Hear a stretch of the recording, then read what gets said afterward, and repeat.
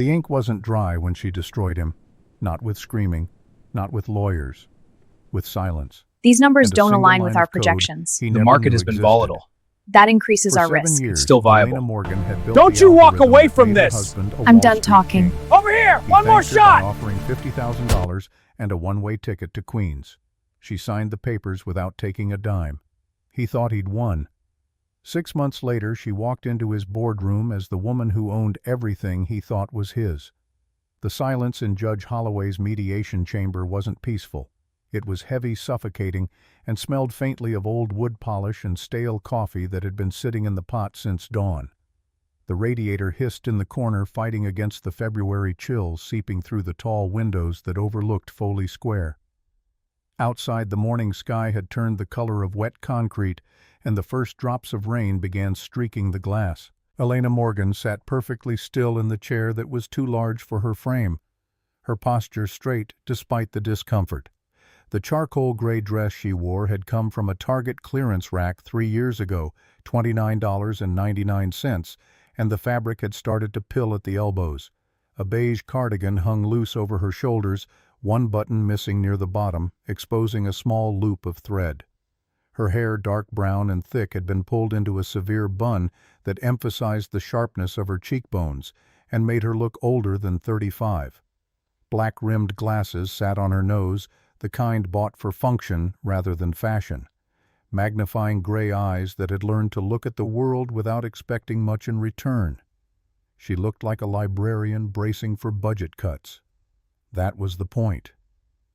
Across the mahogany table, Marcus Ashford checked his watch for the third time in 60 seconds. The movement was sharp, aggressive, a flash of precious metal and impatience. The Patek Philippe Nautilus on his wrist cost $85,000 more than most people earned in 2 years, and he wore it like a weapon. Every glance at the dial was a reminder that his time was worth more than anyone else's in the room. He was 38, 6'1", with the kind of athletic build that came from a personal trainer who charged $200 per session. His navy Tom Ford suit fit like it had been painted on $3,200 of Italian wool that whispered money with every movement. The Hermes tie was sky blue, knotted with military precision, and his dark hair had been slicked back with enough gel to survive a hurricane. His skin held the remnant tan from a long weekend in Miami, and the cologne he wore, Tom Ford Oud Wood, filled the small room with an overwhelming cloud of cedar and spice. He looked like a man who had never lost anything he cared about keeping.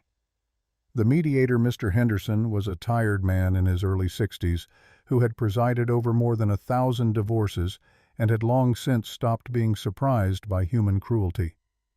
He cleared his throat, the sound wet and defeated. Mr. Ashford, we are at the final clause, Section 8.4 regarding spousal support and the dissolution of shared assets. Marcus leaned forward, his elbows invading the neutral space of the table, his smile predatory and familiar. It was the same smile that had charmed investors at the chaotic gala in the Hamptons last summer, the same smile that closed deals and opened doors. There are no shared assets, Henderson. We signed a prenup 7 years ago. It's ironclad. He pulled out a checkbook from the inside pocket of his suit jacket, letting it slap against the table with theatrical flourish. As for support, frankly, Elena has 0 expenses. No social circle, no network, no brand to maintain. I'm willing to offer a one-time goodwill payment of $50,000, enough to get her settled in a modest studio, Queens maybe, or Jersey City. The number hung in the air like an insult. $50,000. Less than Marcus spent on bottle service during a single weekend trip, less than the cost of the watch on his wrist. A rounding error in the budget of Ashford Technologies, the company that bore his name and traded at an all-time high of $156 per share. Jonathan Pierce sat beside Marcus, a man carved from Connecticut old money and Yale law entitlement. His accent carried the clipped precision of Greenwich prep schools and country club lunches, every syllable a reminder that he had never needed to raise his voice to be heard. He tapped his Mont Blanc pen against the legal file in front of him, the sound sharp and rhythmic. My client is being exceptionally generous given the circumstances. Mrs. Ashford brought zero capital into this marriage. She has generated zero income for 7 years. She has been, for all legal intents and purposes, a dependent. Pierce paused, letting the word hang there like a noose. Furthermore, Mr. Ashford has built Ashford Technologies into a $600 million valuation through his own vision, his own leadership, his own technical expertise.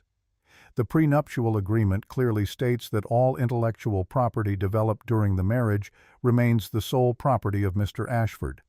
There is no legal basis for Mrs. Ashford to claim any stake in the company or its subsidiaries. Marcus watched Elena as Pierce spoke, waiting for the tears, waiting for the collapse. That's what Jessica would have done. Jessica, with her red-bottomed heels and fire-engine lips, waiting for him right now at the Pierre Hotel in a suite that cost $3,000 a night. Jessica understood ambition. Jessica matched his energy. But Elena didn't cry. She didn't even blink. Her hands moved slowly, deliberately reaching into the worn leather tote bag at her feet. The bag had seen better years, the stitching frayed at the handles, the leather cracked at the corners. She pulled out a cheap ballpoint pen, the kind that came in packs of 12 from a drugstore, and set it on the table with a soft click. "I don't want the money." Her voice was soft, almost melodic, but it possessed a strange, flat resonance that made everyone in the room pause. It was the voice of someone who had already left hours ago, who was speaking from some distant shore where none of this mattered anymore. Marcus laughed, a short barking sound that echoed off the wood-paneled walls. "Excuse me, you don't want the money?" He turned to Pierce, grinning, waiting for his lawyer to share in the joke. "Elena, be realistic. You haven't worked a day since we married. How do you plan to eat? Are you going back to waitressing?" The jab landed exactly where he intended.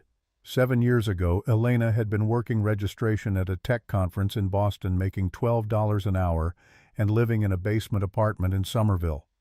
Her father, Professor David Morgan, had died 6 months earlier, his suicide the final punctuation mark on a scandal that had destroyed his career and left his daughter with nothing but debt and shame. The plagiarism accusations had been front-page news in academic circles. MIT had revoked his tenure posthumously. His research had been stripped from journals. And Elena, who had been studying mathematics on a full scholarship, had been forced to leave school when the money disappeared and the stares became unbearable. Marcus had met her at that conference, had offered her a drink after the keynote, had listened to her talk about encryption theory with an intensity that made him feel important. He had taken her to dinner, then another, then 100 more, and somewhere along the way he had convinced himself he was saving her. "I said I don't want it, Marcus." Elena's eyes lifted from the pen to meet his. They were gray, startlingly clear, like the Hudson River on a winter morning when the ice hasn't quite formed, but the water has gone still and cold. There was no anger in them, no sadness. Just a kind of terrible clarity that made something in Marcus's chest tighten without him understanding why. "I want a clean break. Immediate dissolution. No waiting period. I sign, you sign, and we are strangers effective the moment we leave this building." Pierce leaned close to Marcus, his voice dropping to an urgent whisper that still carried across the quiet room. "This is a trick. She might come back later claiming duress. We should force her to take the check, create a paper trail." Marcus waved him off, his ego swelling with each passing second. If Elena was stupid enough to walk away with nothing, that was her problem. He had a future waiting for him at the Pierre. He had a merger to finalize on Monday morning. He had a stock price climbing toward the stratosphere because Wall Street believed he was a visionary, a technical genius who had single-handedly created the quantum cipher protocol that now protected billions of dollars in transactions. Let her sign. If she's stupid enough to walk away with nothing, that's her problem. Victoria is waiting. I want this done. He pushed the papers across the table, the motion sharp and dismissive. "Fine. Have it your way. You leave with what you came with. Nothing." Elena uncapped the pen. There was no hesitation in her hand, no tremor of doubt. The scratch of ballpoint on paper echoed through the chamber, a sound that felt louder than it should have been, more final. She signed her name in clean, precise letters, Elena Morgan, not Ashford. She had dropped his name the moment the ink touched paper, shedding it like a skin that had never quite fit. She stood, and the movement was fluid, surprisingly graceful for a woman Marcus had spent 7 years calling clumsy and unambitious. The cardigan slipped slightly off one shoulder, and she adjusted it with a simple shrug. No rush, no panic. "It's done. Am I free to go?" Henderson looked bewildered, his gaze moving between the unsigned check still sitting on Marcus's side of the table and the woman who was already turning toward the door. "Technically, once I stamp this, yes, you are divorced." Elena didn't say goodbye. She didn't look back at the man she had spent 7 years cooking for, cleaning up after nursing through panic attacks when his stock portfolio tanked and he couldn't sleep. She didn't acknowledge the nights she had sat in the corner of their penthouse living room with her laptop while he snored on the couch, fixing the code that kept his company running. She simply turned and walked toward the heavy oak doors, her flat brown shoes making no sound on the old wooden floor. "Elena," Marcus called out, compelled by a sudden nasty urge to twist the knife one last time. She paused, her hand on the brass doorknob, her back still to him. He stood buttoning his $3,000 suit jacket with a flourish, making sure Henderson and Pierce could see him assert his dominance one final time. "I hope you kept your old uniform. The rental market is brutal right now. If you get desperate, I'm sure Victoria could use a maid. She's moving into the penthouse Monday." It was a low blow even for him. The mediator looked away, embarrassed by the cruelty. Pierce shifted in his seat, suddenly fascinated by the legal documents in front of him. Elena turned her head slightly, just enough for Marcus to see her profile. For the first time since entering the room, a small smile played at the corners of her lips. It wasn't a smile of sadness or resignation. It was the smile of someone watching a child play with a loaded gun, waiting for the inevitable. "Goodbye, Marcus." Her voice changed in that moment, dropping half an octave, gaining a sharp authority he had never heard before. It was the voice of someone who had stopped pretending. "Good luck with the Dynacor merger. You're going to need it." Then she was gone, the door closing behind her with a soft click that felt like thunder. The hallway of the Manhattan Supreme Court was a different world. Lawyers in wrinkled suits argued with weeping clients. Bailiffs shouted directions over the din. Elevator bells chimed constantly, announcing arrivals and departures. The smell of anxiety and cheap coffee from vending machines mixed with the scent of old marble and decades of accumulated desperation. It was the chaotic symphony of misery playing the same notes it had played for 100 years. Marcus burst out of the mediation chamber a moment later, Pierce trailing behind him like a loyal hound. He felt lighter, invincible, like he had just shed a weight he hadn't realized he'd been carrying. His phone was already in his hand. 3 text messages from Victoria lighting up the screen. "Did you do it? Is the witch gone? Champagne on ice, baby." His thumbs flew across the keyboard, the response smug and triumphant. "Done." She took nothing. Total victory. "She's delusional," Marcus spoke to Pierce as they strode toward the elevators, his voice loud enough that passing lawyers turned to look. He didn't care. He wanted the world to know he had won. "Did you see that face?" She was in shock. "She'll be calling me by tonight begging for that 50 grand. Pierce chuckled, the sound dry and professional. "We'll have a restraining order ready just in case, though I doubt she has the spine for it." Marcus paused at the elevator bank, catching his reflection in the polished brass doors. He straightened his tie, checking the knot, admiring the cut of his suit. 7 years I carried her. 7 years of Marcus, can you explain this? And Marcus, I don't understand business. Dead weight. The elevator arrived with a cheerful ding and they stepped inside. Marcus pressed the button for the lobby, watching the numbers descend. "Victoria gets it. She understands ambition. She matches my energy." They reached the ground floor and pushed through the revolving doors onto the courthouse steps. The weather had turned while they were inside. The gray skies of the morning had opened up, and a steady, cold drizzle was falling on the city. Center Street was gridlocked, a river of yellow cabs and delivery trucks, horns blaring in an endless chorus of impatience. The smell of wet asphalt and exhaust fumes filled the air, mixing with the metallic taste of rain. Marcus looked around for his driver, scanning the sea of vehicles for the company Mercedes S-Class. He spotted it 3 blocks down, stuck in traffic going nowhere. Damn it. He checked his watch again. 10:02. He had lunch with the Dynacore team at noon, a final handshake before Monday's public signing ceremony. Robert Donovan, the CEO of Dynacore Systems, wanted to go over integration protocols, whatever that meant. Victor Chen, Marcus's lead engineer, would handle the technical details. Marcus handled vision. Marcus handled relationships. That was the division of labor that had built Ashford Technologies into a Wall Street darling. Pierce, call ahead to the restaurant. Tell them I might be 15 minutes late. He turned to his left, planning to duck back under the courthouse overhang to wait for the car. And that's when he saw her. Elena was standing near the curb just outside the shelter of the building in the rain. Her hair was already damp, dark strands beginning to stick to her forehead and cheeks, but she didn't move. She wasn't looking for a taxi. She wasn't checking her phone.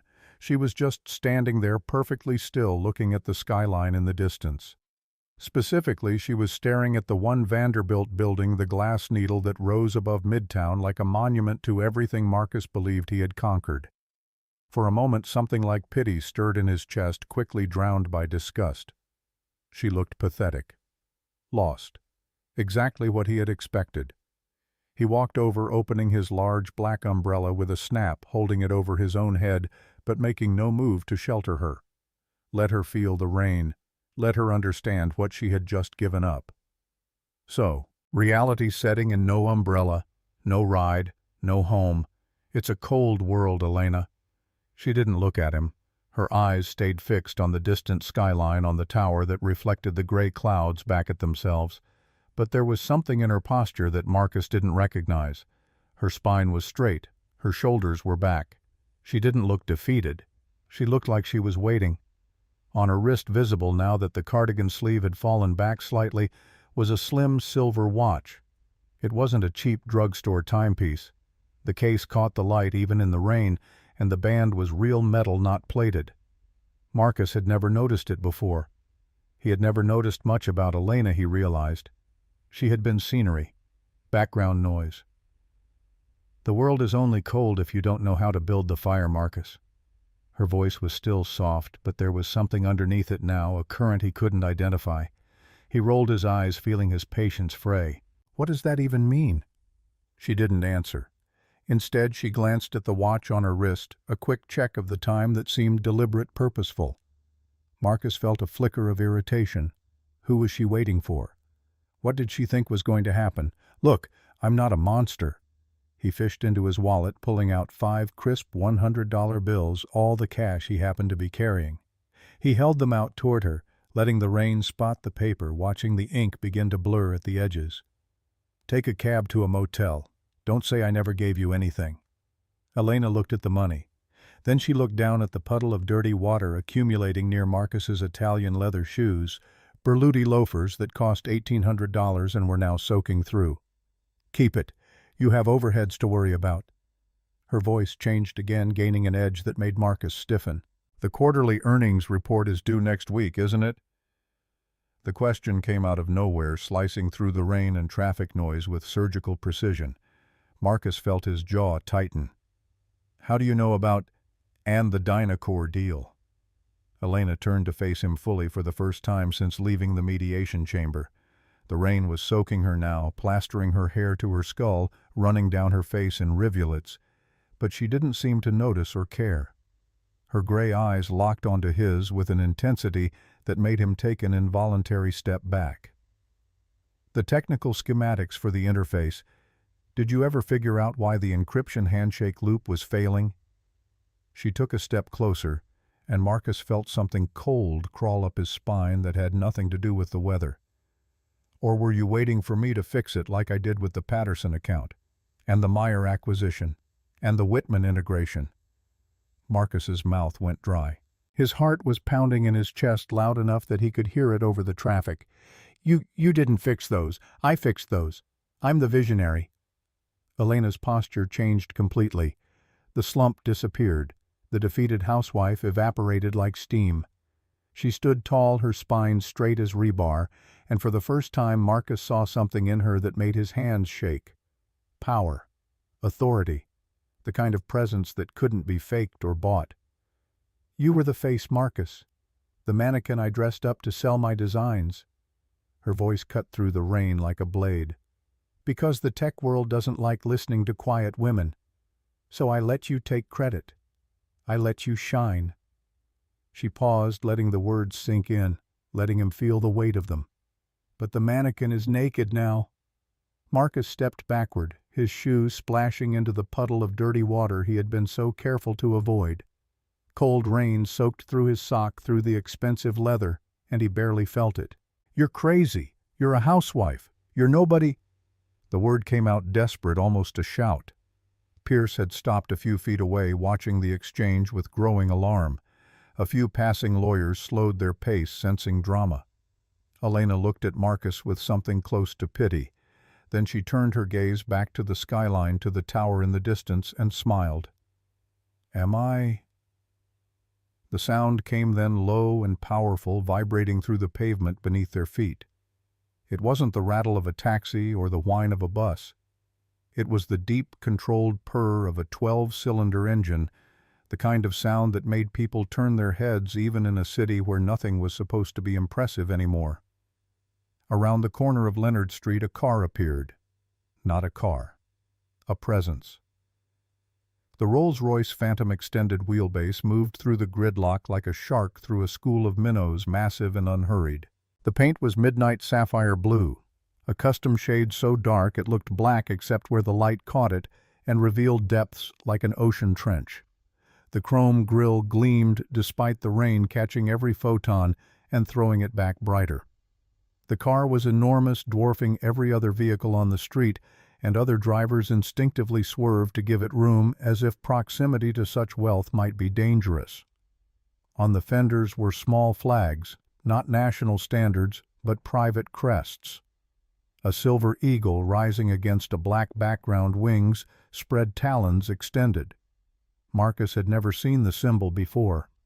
He didn't recognize it, but something about it made his stomach drop. The Rolls-Royce glided to a halt directly in front of where Elena stood, as if the driver had known exactly where she would be, as if this moment had been choreographed down to the second.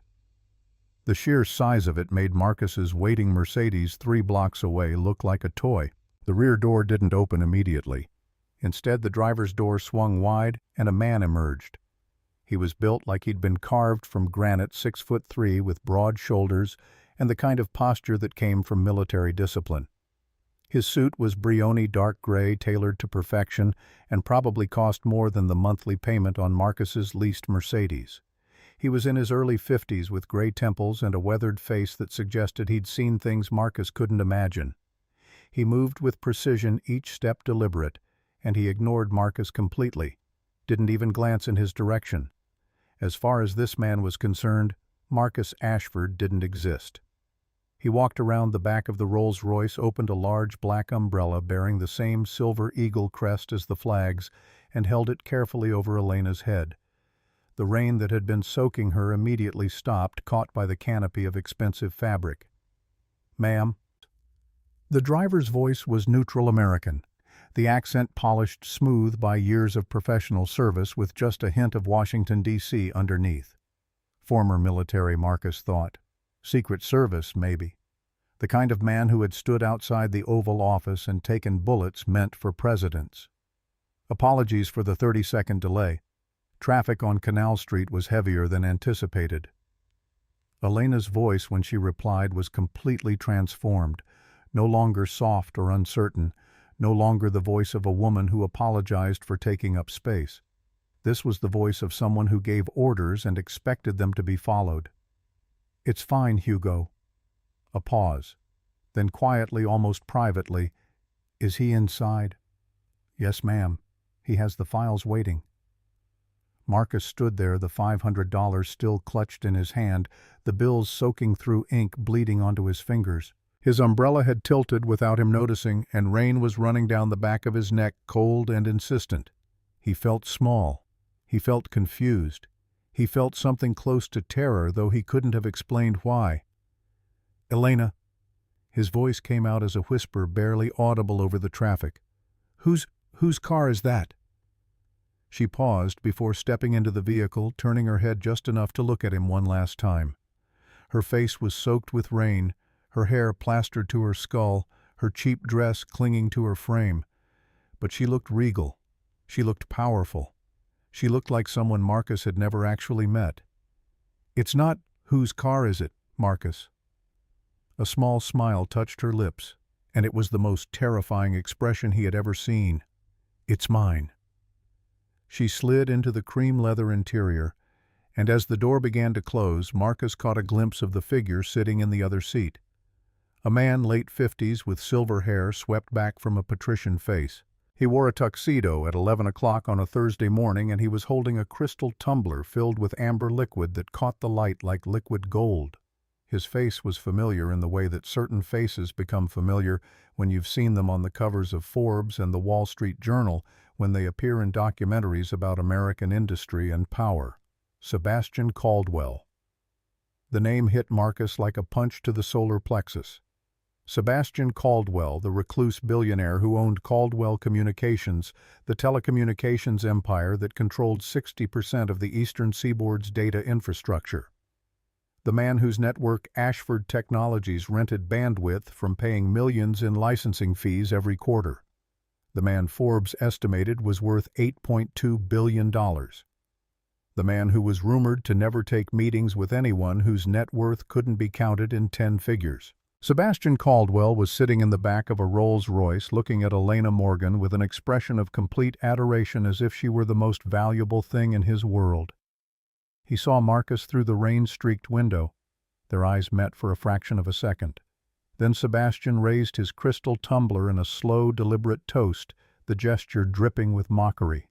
He smiled, the expression cold and amused, and turned his attention back to Elena as if Marcus had already ceased to exist. The door closed with a heavy thud, the kind of solid, vacuum-sealed sound that spoke of engineering and luxury beyond Marcus's comprehension. The tinted window slid up, motorized and silent, erasing Elena from view. All Marcus could see now was his own reflection in the dark glass, distorted and small. Hugo folded the umbrella with military precision, returned to the driver's seat, and a moment later the massive Rolls-Royce pulled away from the curb. As it accelerated, the rear tire hit a puddle of gutter water, sending a spray of brown liquid across Marcus's Brioni trousers. Cigarette butts and oil slicks soaked into the expensive fabric, $800 of Italian wool, ruined in an instant. Marcus stood alone on the courthouse steps, clutching $500 in disintegrating bills, watching the taillights of the Rolls-Royce disappear into the river of Manhattan traffic. The rain fell harder now, soaking through his suit, through his shirt, through his skin. He was shivering, though he couldn't tell if it was from the cold or from something else, something deeper and more terrible. Pierce approached cautiously, holding his own umbrella, his face carefully neutral. "Sir, the car is here. We should go." Marcus didn't move. He couldn't. His legs felt like they were made of something heavier than bone. "Who was that?" The question came out strangled, barely recognizable as his own voice. "In the car. Who was that?" Pierce had gone pale. He had recognized Sebastian Caldwell, too. Everyone in the financial world would have recognized Sebastian Caldwell. "Sir, I think we should discuss this in private." "Who was that, Pierce?" "That was Sebastian Caldwell, sir, of Caldwell Communications." Marcus felt his knees weaken. The rain was coming down in sheets now, and he was soaked through, but he couldn't feel anything except the crushing realization of what had just happened, what he had just lost, what he had never actually owned. The Rolls-Royce turned a corner 2 blocks away and vanished from sight, taking Elena with it, and Marcus understood with terrible clarity that he had just made the worst mistake of his life. Inside the Rolls-Royce, the chaos of Manhattan disappeared the moment the door sealed shut. The honking horns, the shouting pedestrians, the hammering rain, all of it vanished as if someone had thrown a switch. The interior smelled of aged oak and expensive leather, of sandalwood and something else, something refined that Marcus's cheap cologne could never approximate. The temperature was perfect. The humidity controlled the lighting, soft and amber. It was a different world, separated from the city outside by more than just glass and steel.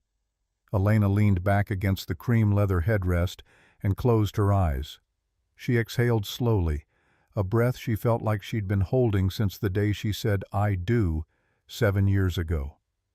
Her hands were steady in her lap, fingers no longer gripping the cheap purse, no longer tense with the effort of pretending. Champagne. The voice was deep and warm, the accent refined East Coast with hints of old Boston money underneath. Elena opened her eyes. Sebastian Caldwell was watching her with an expression that mixed concern and pride in equal measure. Up close, he was more imposing than any photograph could capture. Late 50s silver hair swept back from a face that held the kind of weathered elegance that came from good genes and better living. His eyes were steel gray, the same color that business rivals claimed could dissect a lie in seconds, but right now they held only warmth. He was holding a crystal flute filled with pale amber liquid, the bubbles rising in a steady stream. Vintage Krug, 98. I've been saving it for the day the ghost finally decided to materialize. Elena took the glass, her fingers steady on the delicate stem. The crystal was baccarat, she noticed, the kind of detail that separated real wealth from the performance of it. "Hello, Sebastian. It's been a long time." 3 years. His voice carried the weight of those years, every month of watching and waiting. Since that fundraiser in the Hamptons, where Marcus made a fool of himself trying to explain blockchain to me. He leaned forward slightly, his expression darkening with the memory. "I watched you that night, Elena. I watched you whisper the answers in his ear, and I watched him take the credit." Sebastian shook his head, the gesture small but weighted with disappointment. It was painful to witness. Elena took a sip of the champagne. It tasted like honey and brioche, like complexity, and age, like everything good that patience could create. It tasted like freedom. He needed the confidence. I thought if I built him up enough, he'd eventually learn to stand on his own. She looked out the window as the car glided onto the FDR Drive, the city streaming past in a blur of gray and glass. I was wrong. He didn't grow. He just swelled. Sebastian gestured toward the window, toward the shrinking figure of Marcus Ashford, standing alone in the rain 3 blocks back. "And now?" Elena's voice changed, dropping half an octave, becoming the voice of the strategist she had always been, but had hidden for so long. "Now I stop holding up the sky." Sebastian smiled, the expression sharp and dangerous. He tapped a button on the console between them, and a hidden compartment opened with a soft mechanical hum. Inside was a tablet, sleek and modern, its screen glowing with encrypted interfaces. He handed it to Elena. "The market is waiting." She took the device, her fingers moving across the screen with a speed and precision that would have shocked Marcus if he'd ever bothered to pay attention. She wasn't checking email, she wasn't browsing. She was accessing something deeper, something she had built in the basement of the Upper West Side penthouse while Marcus slept off another hangover upstairs. Ashford Technologies is trading at an all-time high, $156 per share. Sebastian pulled up a news feed, article after article praising Marcus as a visionary, a technical genius, the architect of the quantum cipher protocol that had revolutionized financial security. They think he wrote it. They think he's the one who solved the encryption problems, the latency issues, the handshake failures. Elena's fingers danced across the screen, opening layer after layer of code, diving into systems she knew better than Marcus knew his own name. She had built this. Every line, every function, every elegant solution to problems he couldn't even comprehend. She had done it in stolen hours, in the quiet moments when Marcus was too busy being important to notice what his wife was actually doing. He thinks quantum cipher is autonomous, AI-driven, self-sustaining. She stopped at a specific section of code, a function buried so deep that no one would find it unless they knew exactly where to look. He doesn't realize it requires a manual cryptographic key update every 72 hours. Sebastian leaned closer, interested now. And who performs this update? I did, every Sunday night while he slept. She checked the slim silver watch on her wrist, the Patek Philippe 24, that had been a gift from Sebastian 3 years ago, the day after that Hamptons fundraiser, when he'd pulled her aside and asked if she was happy. Last update was Sunday at 11:47 p.m., which means the encryption key expires in 48 hours, right in the middle of his press conference. Monday morning, 10 a.m., when he's supposed to announce the Dynacore acquisition to 500 investors and every major news outlet on the eastern seaboard.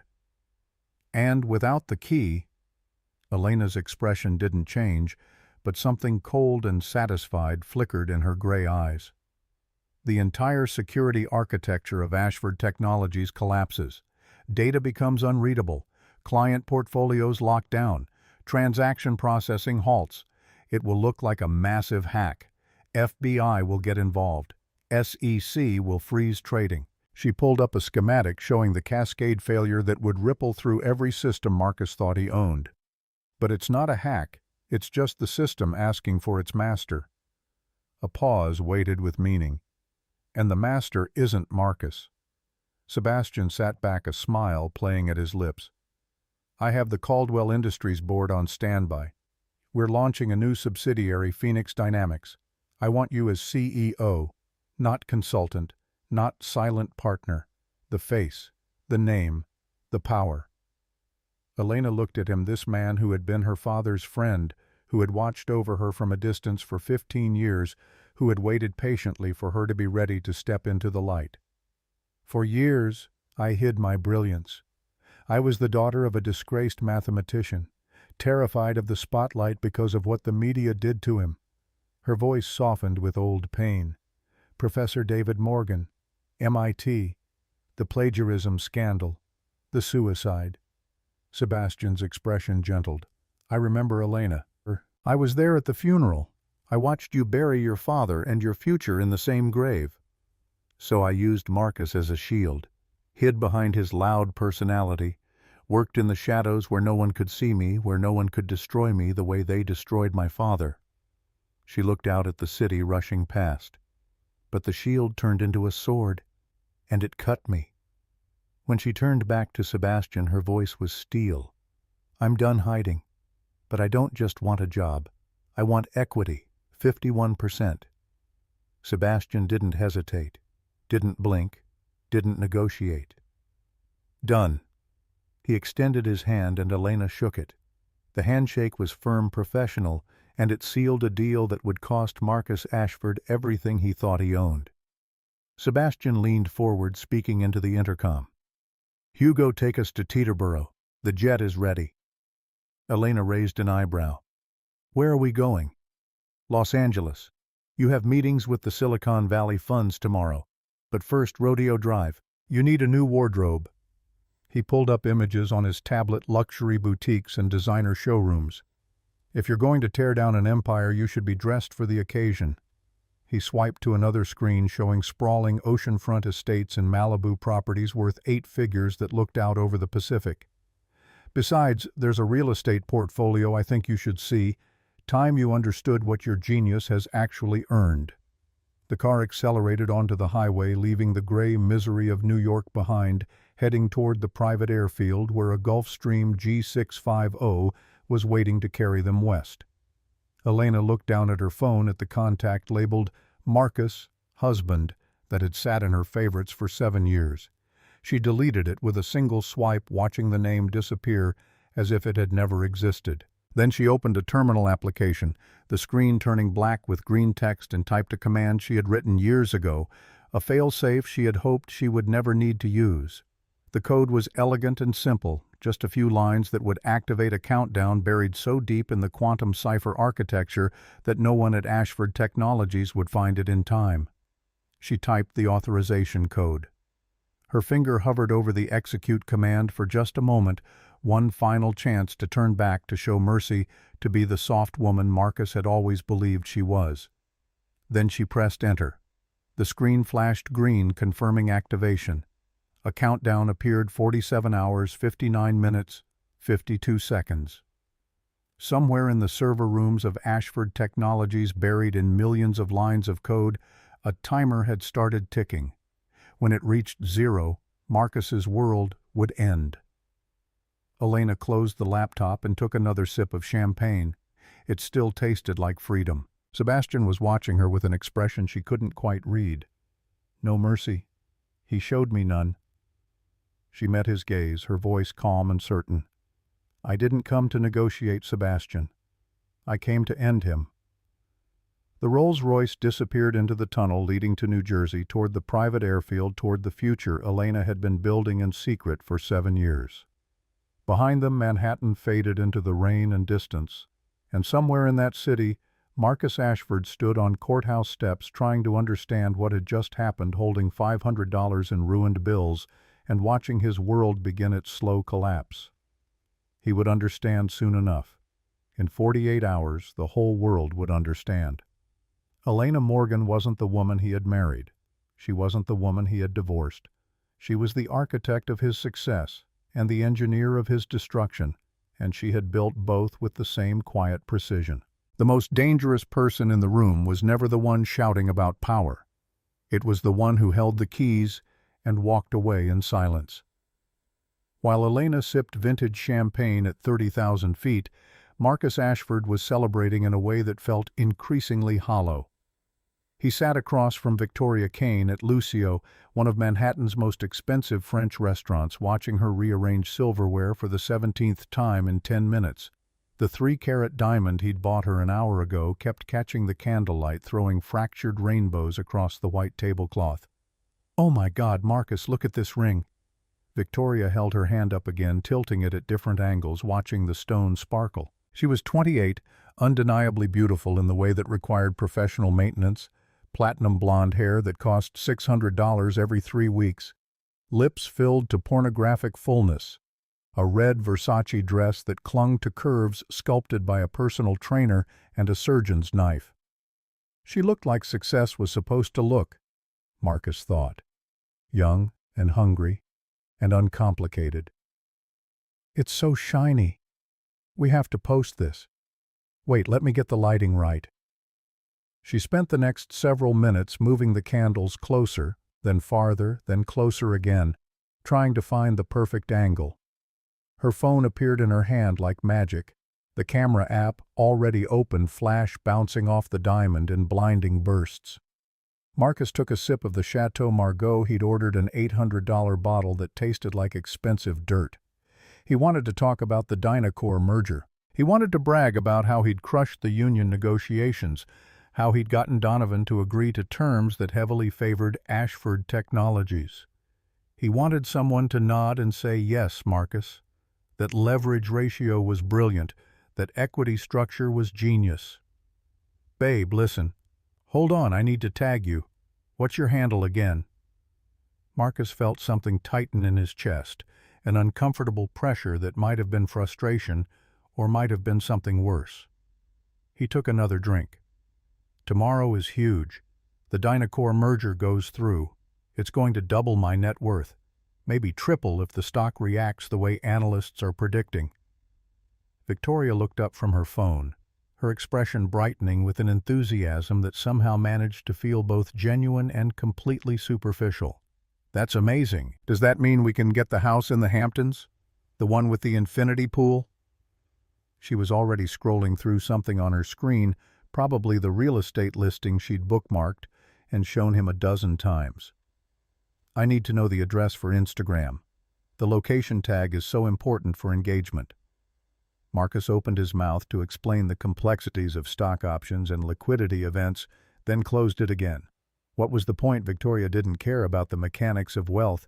She cared about the performance of it, the visible markers that could be photographed and posted and envied. "Yeah, we can get the house." His phone buzzed against the table, a sharp vibration that made the wine glass tremble. He glanced down and saw a text from Victor Chen, his lead engineer, the MIT graduate he'd hired 3 years ago to manage the technical infrastructure of Ashford Technologies. Boss, we have a flag on the dashboard. System latency is up 2.3%. Marcus rolled his eyes. Engineers were always panicking over nothing, always seeing disasters in decimal points and percentages that meant nothing to the real world. That's why companies needed visionaries, people who could see the big picture instead of getting lost in the weeds of code. He typed back quickly, annoyed at the interruption. Fix it, Victor. That's what I pay you for. The response came almost immediately. I'm trying, but the admin credentials aren't working. Do you have the master key, the one U0 usually inputs? Marcus stared at the screen, his brain trying to process what he was reading. U0.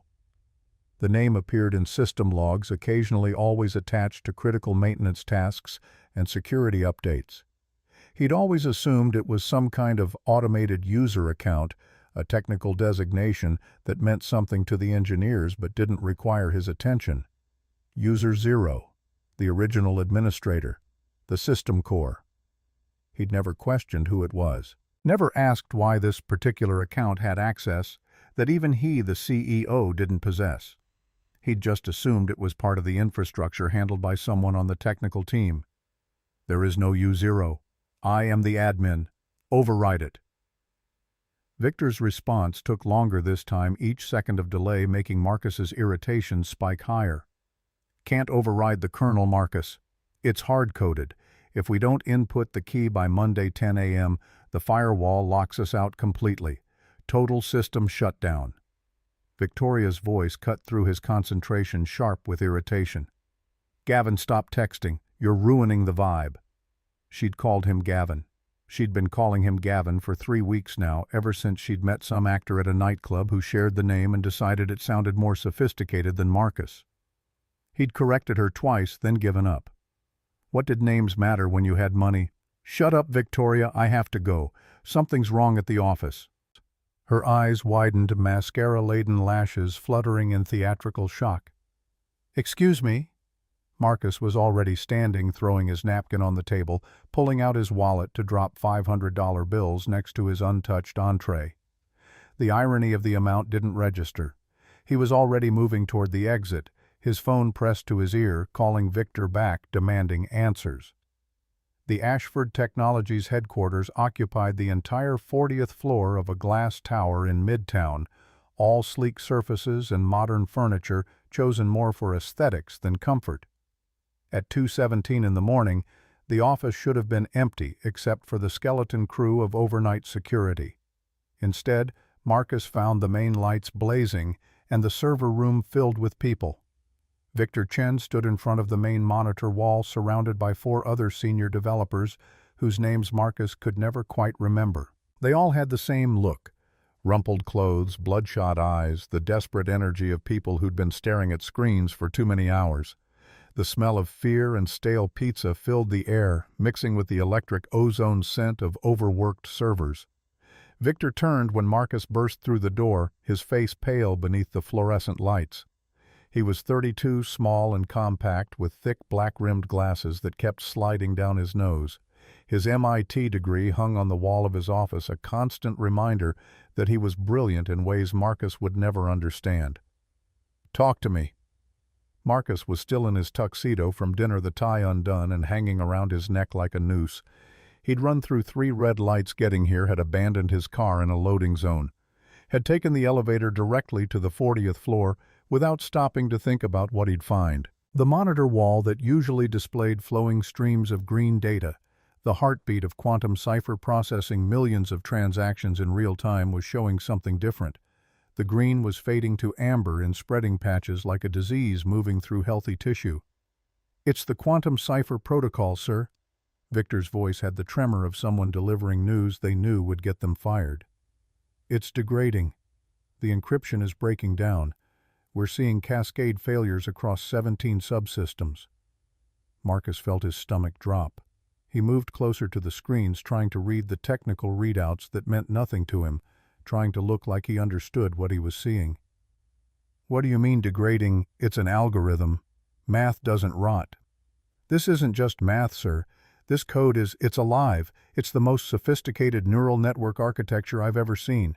Victor pulled up a section of code lines and lines of elegant functions that scrolled past too fast for Marcus to follow. I always thought you wrote the core architecture, but looking at this, at the way it's built, the complexity of the encryption methodology, he stopped himself, realizing he was about to say something dangerous. Whoever wrote this included a dead man's switch, a security feature. The system checks for a specific digital signature every week to ensure the administrator is still in control. If it doesn't get that signature, it assumes the system has been compromised or stolen. One of the other developers spoke up, a young woman whose name tag read Jennifer, but whom Marcus had always called Jessica because he couldn't be bothered to learn the difference. We can't bypass it. The encryption is polymorphic. Every time we try to hack through it, changes shape, generates new barriers. It's like playing chess against a grandmaster when we're just learning how the pieces move. Marcus stared at the screen where a countdown timer had appeared in the corner, white numbers on black background, ticking down with mechanical precision. System lockdown in 28-14-37, 28 hours. The exact moment when he was supposed to walk onto the stage at the Plaza Hotel, when Robert Donovan was supposed to shake his hand in front of 500 investors, when the deal of his career was supposed to cement his reputation as a tech visionary.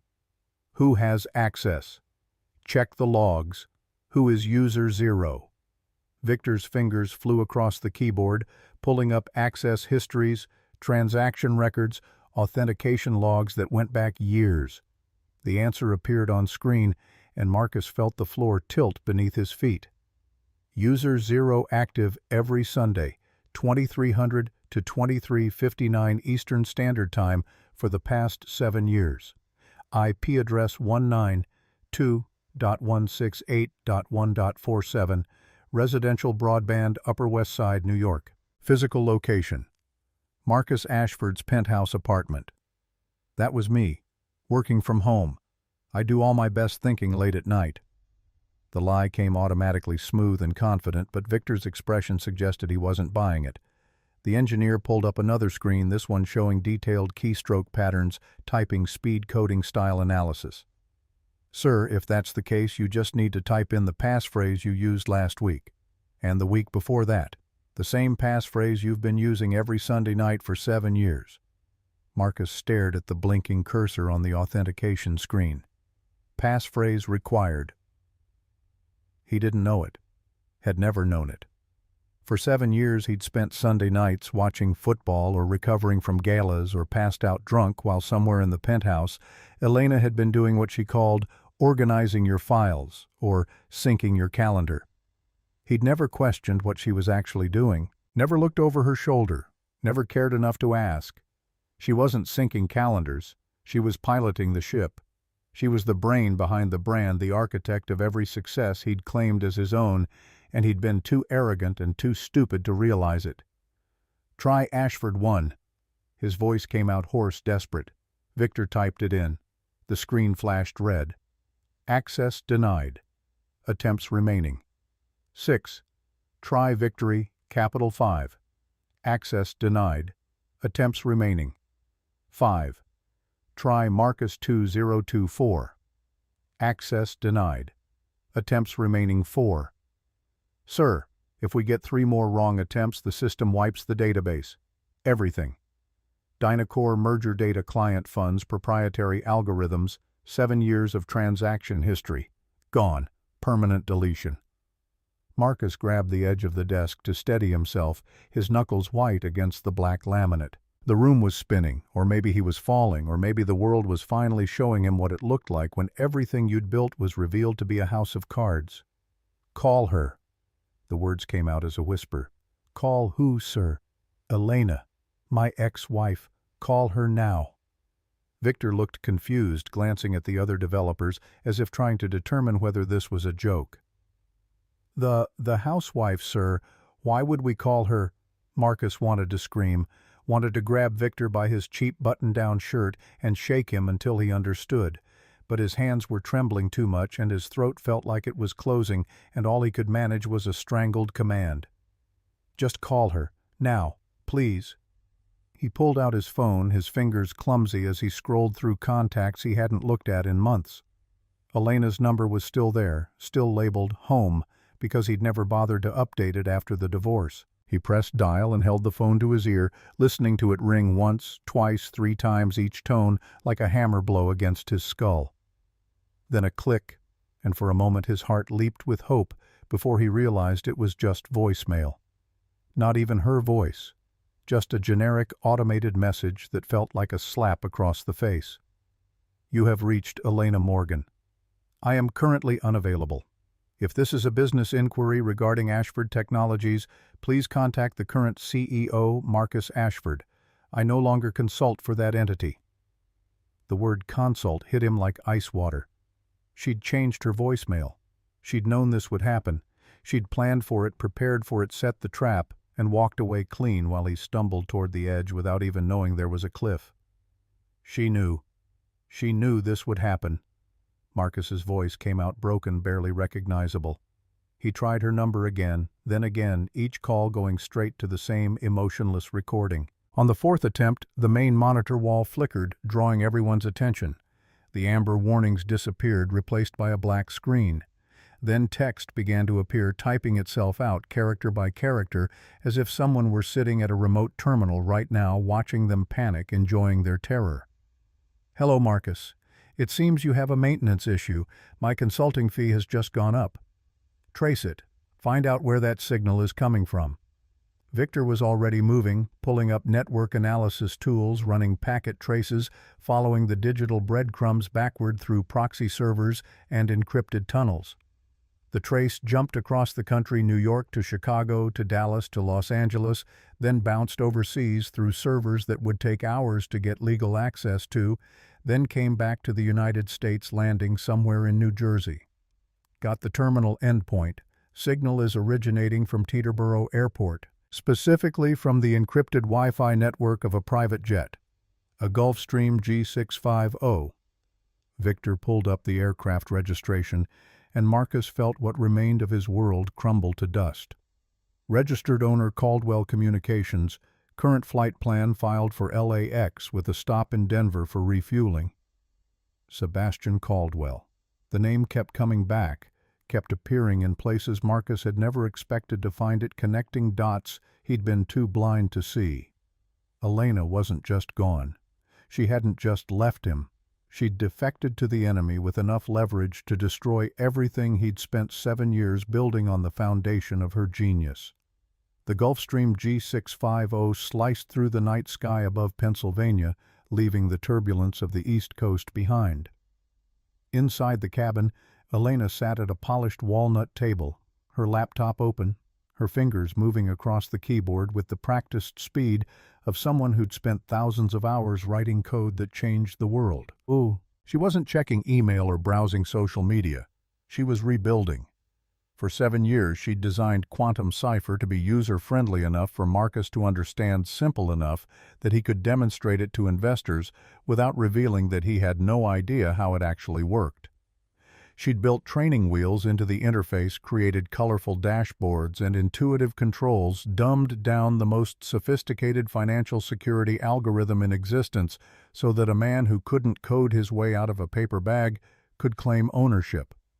Now she was stripping all of that away, removing the safety features, unlocking the full potential of the architecture she'd designed, making it faster, more aggressive, more powerful than Marcus had ever imagined possible. Sebastian sat across the aisle reading through financial reports on his own tablet, occasionally glancing up to watch her work. He'd changed out of the tuxedo into casual clothes, a cashmere sweater and dark slacks that probably cost more than most people's monthly rent, but looked comfortable and lived in. You haven't slept. His voice carried concern but not judgment. I can sleep when Marcus is bankrupt. Right now I'm optimizing. Phoenix Dynamics launches in 3 days. The platform needs to be flawless. It already is, because Ashford Technologies is currently a hollow shell running on borrowed time. Elena allowed herself a small smile, her eyes never leaving the screen. She was 10 years ahead of anything else on the market, and she knew it. The only question was whether the world was ready to see what happened when genius stopped hiding behind mediocrity. The plane began its descent toward Van Nuys Airport, the private aviation hub that served Los Angeles. Through the window, Elena could see the sprawl of the city lighting up the night, millions of lives playing out beneath the wings, none of them aware that the financial technology world was about to shift on its axis. They touched down at 3:47 in the morning Pacific time. A convoy of black SUVs was waiting on the tarmac, engines running, security detail already in position. Hugo opened the car door as Elena descended the jet stairs, the California night warm and dry compared to the cold rain she'd left behind in New York. The Beverly Hills Hotel had given them Bungalow 5, the most private accommodation on the property, hidden behind tall hedges and bougainvillea that bloomed in violent shades of pink and red. The suite was larger than the entire penthouse she'd shared with Marcus, all cream-colored furniture and original artwork. French doors opening onto a private garden where the scent of night-blooming jasmine mixed with chlorine from the pool. Elena stood in the bathroom staring at her reflection in the mirror. The woman looking back wore a cheap gray dress and sensible shoes. Her hair was still damp from the New York rain, pulled back in that severe bun. She looked tired. She looked small. She looked like someone who apologized for existing. That woman was about to disappear forever. At 9:30 the next morning, Elena walked into the Neiman Marcus on Wilshire Boulevard, wearing clothes that didn't make her invisible anymore. The transformation had taken 3 hours and involved people whose job titles she'd never heard before: a stylist, a colorist, a makeup artist who worked on movie sets, a personal shopper who knew her measurements after a single glance. The woman who emerged looked like she could buy the building. The asymmetrical bob framed her face in a way that emphasized her bone structure instead of hiding it. The charcoal pantsuit was Saint Laurent cut so precisely that it looked like armor, and the 4-inch heels made her walk differently, each step deliberate and powerful. Her lips were painted deep crimson, her eyes lined with expert precision, and the only jewelry she wore was the Patek Philippe watch that had been waiting for this moment for 3 years. Sebastian was waiting in the car reviewing documents for the afternoon meetings. When Elena slid into the seat beside him, he looked up and went very still. "You look ready for war." "Good. Because that's what this is." The investor meeting was scheduled for 2 o'clock at Soho House in West Hollywood, a private members club where deals were made over organic cocktails and grass-fed beef. Sebastian had assembled a carefully curated group, 5 of the most powerful venture capitalists and institutional investors in the country, people who could write checks with enough zeros to launch empires or destroy them. They were expecting Sebastian Caldwell. They weren't expecting the woman who walked into the room like she owned it. Richard Brennan was the first to stand, his Texas drawl carrying across the private dining room. "Sebastian, good to see you. Though I have to say, when you said you had something special to show us, I expected another telecom play, not—" He stopped, his eyes tracking Elena as she moved to the head of the table, her heels clicking against the hardwood floor with the rhythm of a countdown timer. "Gentlemen, you're looking at the wrong person. I'm just the wallet." Sebastian gestured toward Elena with the pride of someone presenting a masterpiece. "This is the brain. Meet Elena Morgan, architect of the Quantum Cipher Protocol and CEO of Phoenix Dynamics." Patricia Chen, a partner at one of Silicon Valley's most prestigious venture firms, leaned back in her chair, her expression skeptical beneath her perfectly styled black hair. "Quantum Cipher. That's Marcus Ashford's algorithm. I read the Wall Street Journal profile on him. He built that from scratch." Elena didn't sit. She moved to the display screen at the end of the room, connected her laptop with practiced efficiency, and pulled up a visualization that made everyone in the room lean forward. Marcus Ashford thinks Python is a snake. He couldn't write Hello World if his Series B funding depended on it. He sold you the car. I built the engine. The screen exploded with data, a 3-dimensional rotating map of the global financial network showing transaction flows and security protocols in real time. What you're seeing is the back end of the Dynacore integration interface, specifically the security flaws I patched 3 years ago. Flaws that are currently reopening because the maintenance protocols haven't been executed. David Kowalski, a hedge fund manager from Greenwich, with a net worth north of $2 billion, spoke up, his New York accent still evident, despite decades of trying to sound more refined. And what happens if those protocols continue to fail? Elena switched to a new slide, a cascade diagram showing system failures spreading through interconnected networks like falling dominoes. Total cascading collapse.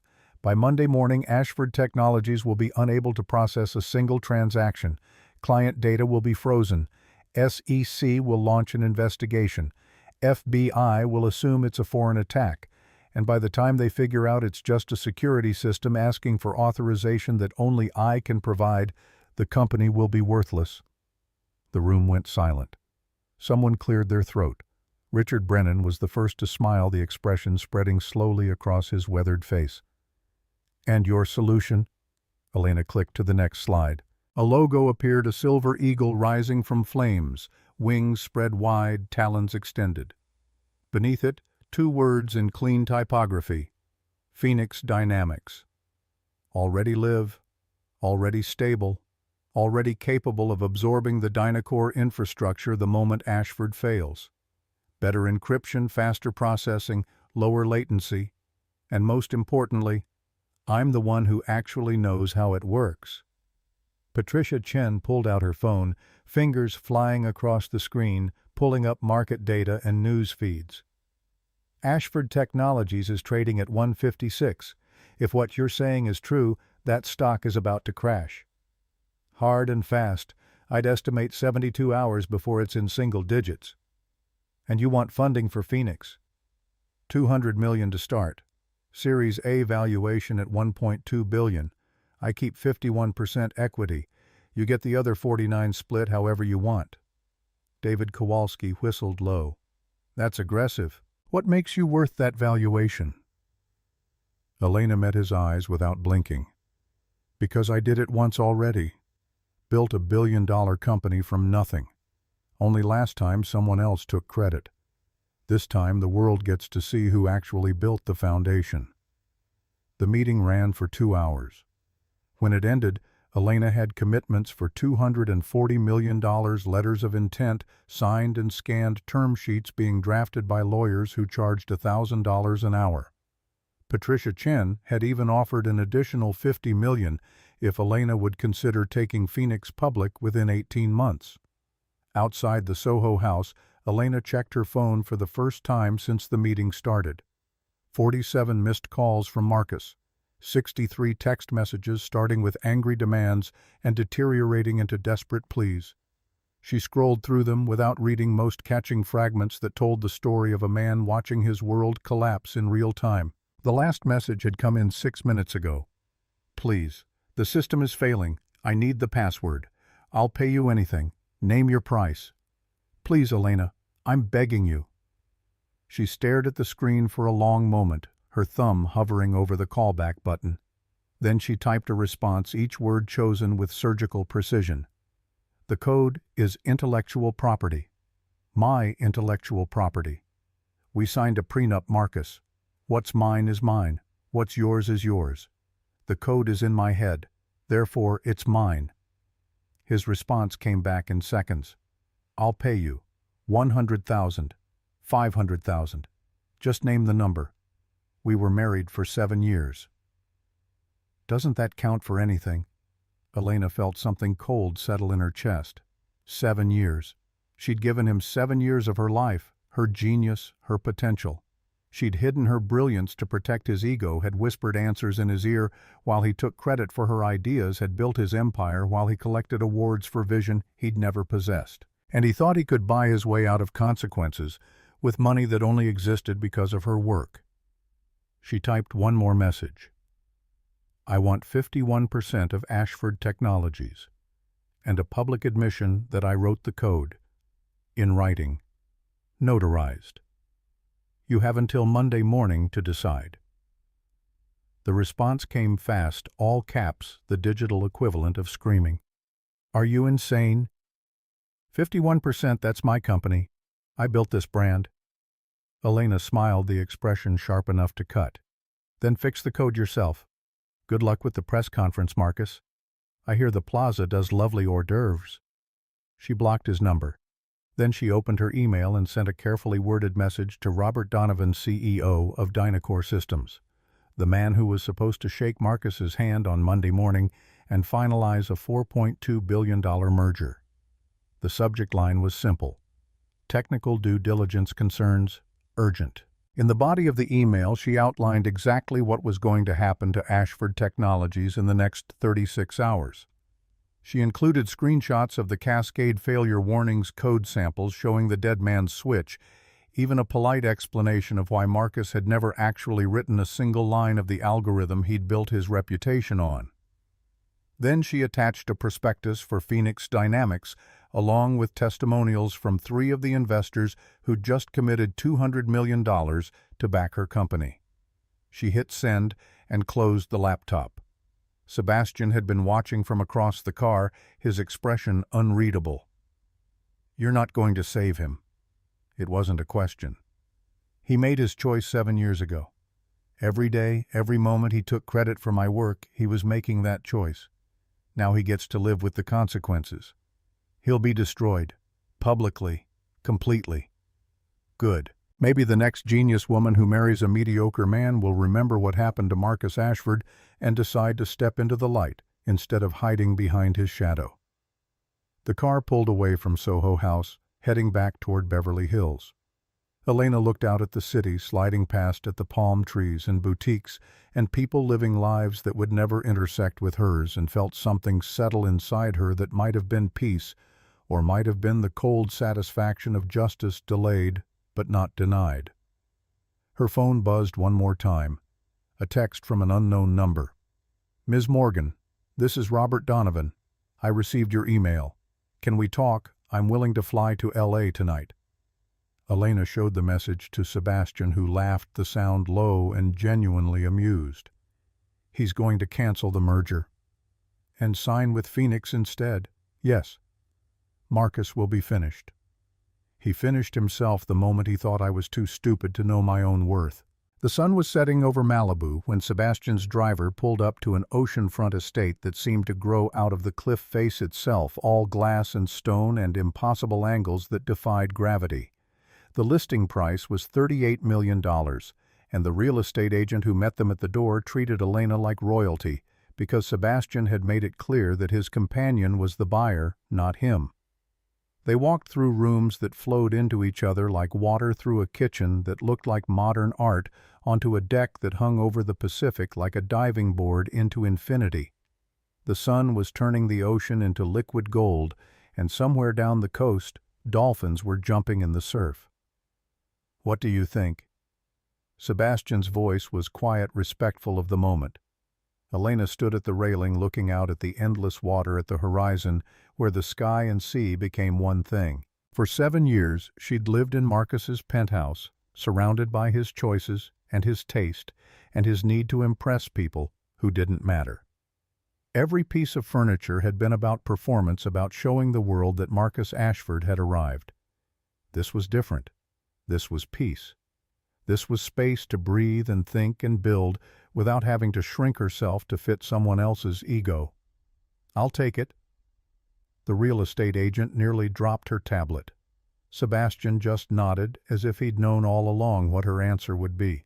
They had dinner on the deck as the stars came out, catered by some restaurant whose name Elena didn't catch, food that tasted like it had been designed rather than cooked. Sebastian talked about the logistics of launching Phoenix, about office space in Century City and hiring plans and the board structure he wanted to put in place. But mostly he talked about her father. David Morgan was one of the most brilliant mathematicians I ever knew. The plagiarism accusations were fabricated by a colleague who was jealous of his work. I tried to help him fight it, offered to hire lawyers to fund an investigation, but he was too proud, too hurt. He couldn't survive the stain on his reputation. Elena felt tears prick at her eyes for the first time in years. He killed himself 3 weeks after the story broke. Sleeping pills. Left a note saying he couldn't live with the shame. "I know. I was at the funeral. Watched you stand there in a cheap black dress, 20 years old and alone in the world.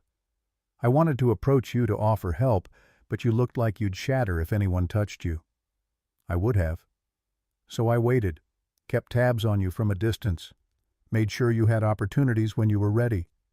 And when you married Marcus, I saw what you were doing, hiding behind someone else, using him as a shield so you'd never have to face what happened to your father." Elena wiped at her eyes, careful not to smudge the makeup she'd finally learned to appreciate. "I was terrified. Terrified that if I succeeded publicly, someone would dig into my past, would find out who my father was, would destroy me the way they destroyed him. But you're not your father, Elena.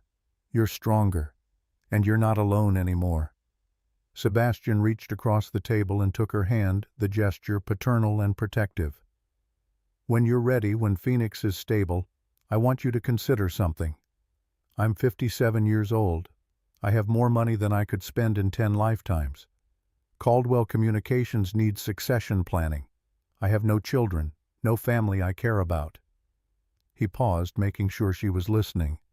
"I want you to consider taking over, not just Phoenix, everything, the whole empire. You're the daughter David Morgan would have been proud of. Let me help you build something that makes the world forget Marcus Ashford ever existed." Elena looked at this man who had been watching over her for 15 years, who had waited patiently for her to be ready, who was offering her not just money, but legacy, and felt something crack open in her chest that she'd thought was sealed forever. "Why me?" "Because I owed your father everything. He helped me understand telecommunications encryption when everyone said it was impossible. His theories became the foundation of Caldwell Communications, and when he needed help, I was too slow, too cautious. I let him die. So I promised myself I wouldn't let his daughter die too, wouldn't let you waste your brilliance hiding in someone else's shadow." The words hung in the air between them, heavy with history and intention. "I'll think about it. That's all I ask." They finished dinner as the moon rose over the Pacific as the world turned, and Marcus Ashford's carefully constructed empire began its final collapse on the other side of the country. Elena felt her phone buzz repeatedly in her purse. More calls and messages from numbers she didn't recognize, probably reporters who'd gotten wind that something was wrong at Ashford Technologies. Probably investors demanding answers, probably lawyers trying to find her before Monday morning arrived and destroyed their clients. She silenced the phone and dropped it back in her purse. There was nothing anyone could say that would change what was coming. The countdown was running. The dead man's switch was armed, and Marcus was alone in his office, surrounded by engineers who couldn't save him, staring at a problem he'd never understood in the first place. Elena raised her glass of wine, something French and expensive that Sebastian had ordered, and toasted the ocean, the stars, the future that was finally hers to claim. Monday morning was going to be beautiful. Back in New York, Marcus stood in the server room surrounded by empty coffee cups and engineers who'd been awake for 36 hours straight. The countdown on the screen had dropped below 4 hours. Victor had given up trying to crack the encryption and was now focused on damage control, trying to isolate critical systems, trying to save whatever could be saved when the cascade failure hit. "How bad is it going to be?" Marcus's voice came out hoarse from shouting and panic and too many cigarettes smoked in the stairwell when the stress became unbearable. "Catastrophic. We'll lose everything. Client data, transaction history, the entire Dynacore integration package. The algorithm itself will lock us out permanently. Even if we rebuild from scratch, it would take years, and we'd be so far behind the competition we'd never catch up. And there's nothing we can do." Victor looked at him with something that might have been pity. "You could give her what she wants. 51%. Public admission. But what? But honestly, sir, even if you did, I'm not sure she'd help. This isn't about money anymore. This is about something else. Something I don't think you can fix with a contract." Marcus slumped into a chair, his expensive tuxedo rumpled and stained with coffee and sweat. He looked at the screens showing the death of everything he'd built, everything he'd claimed as his own, and finally understood what Elena had been trying to tell him on those courthouse steps. The mannequin is naked now. Without her genius, without her code, without her silent partnership, he was nothing. Just a salesman with a good smile and an expensive watch. The vision had never been his. The technical brilliance had never been his. Even the brand, the reputation, the Wall Street darling status, none of it belonged to him. It had all been borrowed, rented, stolen from a woman he'd been too arrogant to see clearly. And now she was taking it back, not with lawyers or courts or negotiation, but with the simple act of walking away and letting gravity do the rest. "Sir, we have a problem." One of the other developers was pointing at a different screen, this one showing news feeds and market data. Marcus felt his stomach drop even further, which he hadn't thought was possible. Robert Donovan had just released a statement.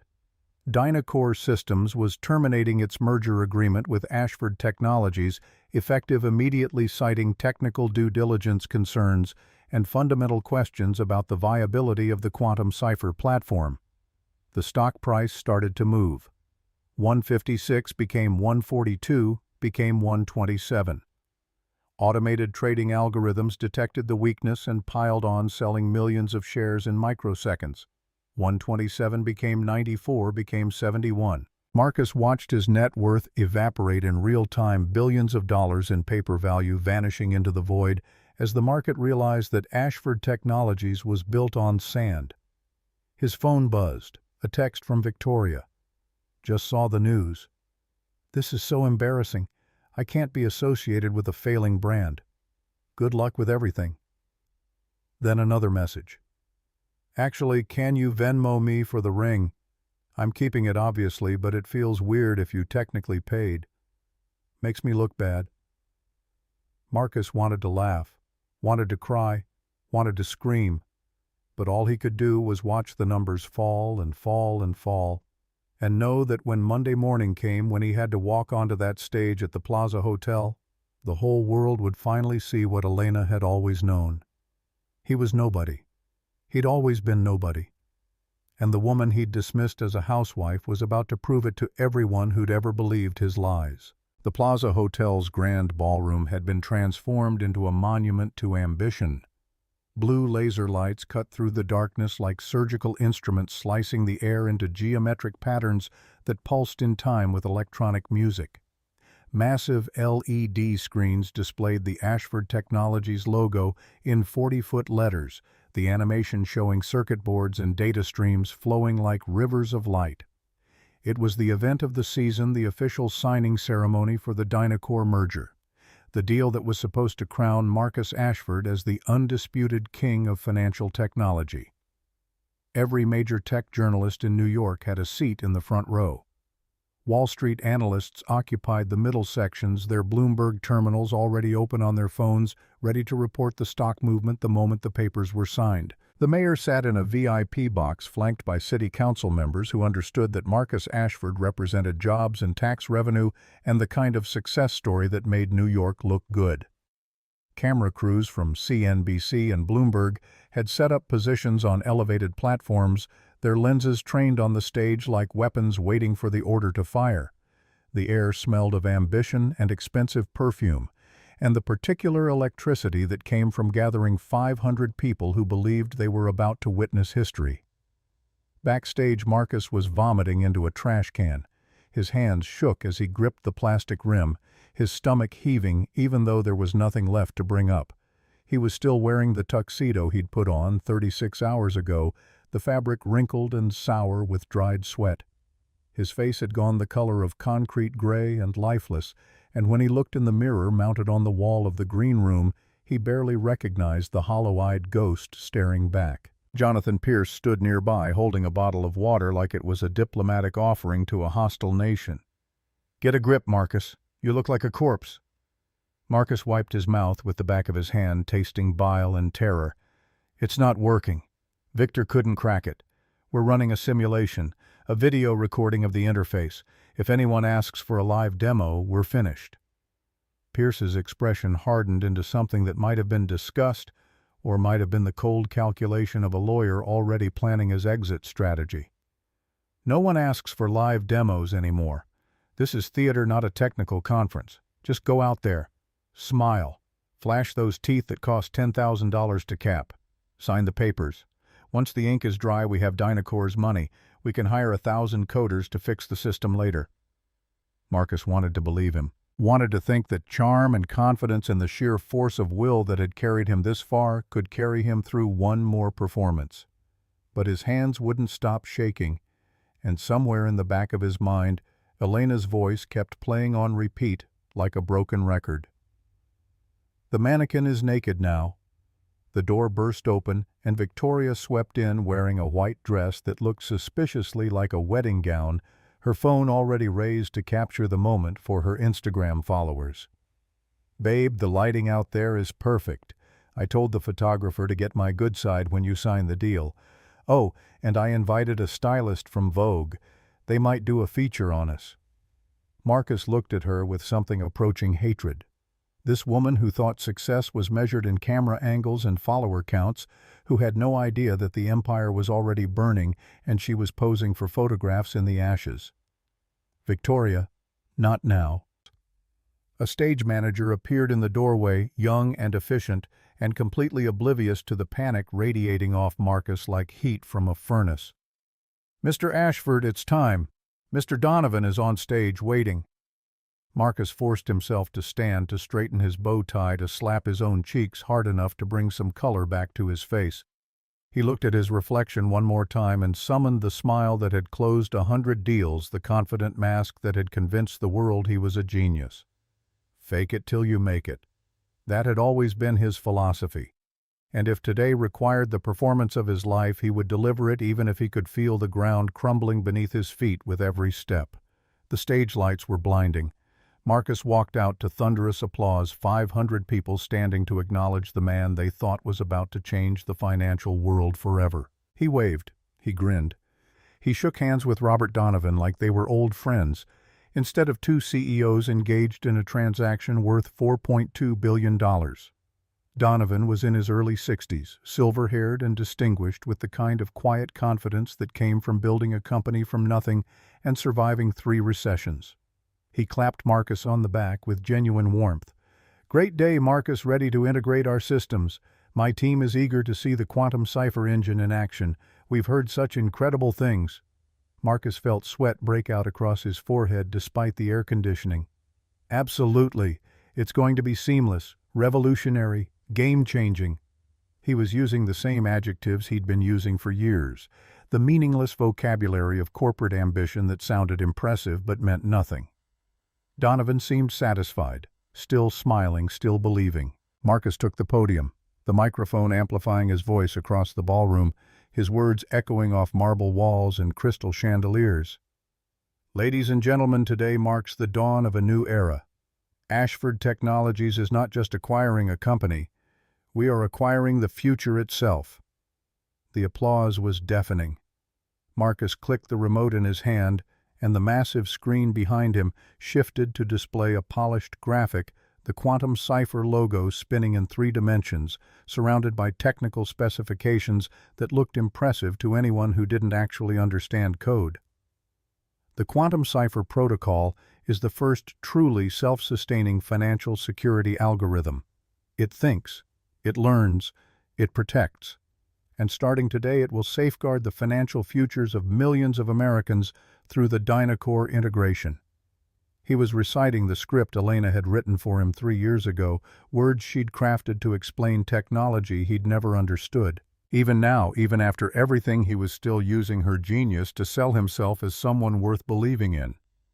From the front row, a journalist from TechCrunch stood up, her voice cutting through the applause. "Show us, let's see the real-time processing. Show us what $4 billion buys." The request rippled through the audience, other voices picking it up, turning it into a chant that Marcus couldn't ignore. He felt his throat constrict, felt the panic rising like floodwater. "Ah, well, due to security protocols, we typically don't run live demonstrations in public forums." Robert Donovan laughed, the sound friendly and encouraging. "Come on, Marcus. I want to see my stock portfolio transfer in real time. Show them the magic. Show them why I'm betting my company on your technology." The crowd took up the chant. Demo, demo, demo. 500 voices demanding proof, demanding substance, demanding that Marcus deliver on 7 years of promises. He looked toward the tech pit where Victor was manning the console, saw his lead engineer shaking his head in a tiny gesture that meant, "Don't do this. This is suicide."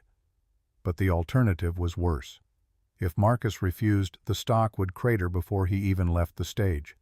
If he showed weakness now, admitted that the live system was compromised, everything would collapse in real time. He had to pray that the simulation was good enough, that the video recording they'd prepared would fool everyone long enough for him to sign the papers and get off stage before anyone looked too closely. "Fine, Victor, fire up the live feed." Victor's face went pale. For a moment Marcus thought the engineer might refuse, might stand up and tell the truth, might burn the whole thing down rather than participate in the lie. But Victor hit the keys, and the massive screen behind Marcus flickered and changed. The slick marketing graphics disappeared. A black terminal window appeared, the kind of interface that suggested raw computing power, unfiltered access to the heart of the system. Green text began to scroll lines of code executing in sequence, data processing at speeds that looked impressive to anyone who didn't know what they were actually seeing. The crowd quieted, watching, mesmerized by the illusion of genius at work. As you can see, the data is flowing. Encryption handshakes completing. Transaction verification in progress. This is the future of... The green text turned red. The transformation happened in an instant, every line of code on the screen shifting color like a light switch being thrown. Then came the sound, a loud, jarring alarm that blasted through the ballroom speakers at a volume that made people cover their ears. System error. Integrity compromised. Administrative key missing. Security shutdown imminent. Marcus felt his heart stop. This wasn't the simulation. This was the real system. The live feed that Victor must have accidentally activated, the countdown timer that Elena had set in motion finally reaching zero. Just a minor glitch. Technical difficulties. The alarm got louder. The screen filled with new warnings, text appearing faster than anyone could read. Unauthorized user detected. Initiating data purge. Critical system failure in progress.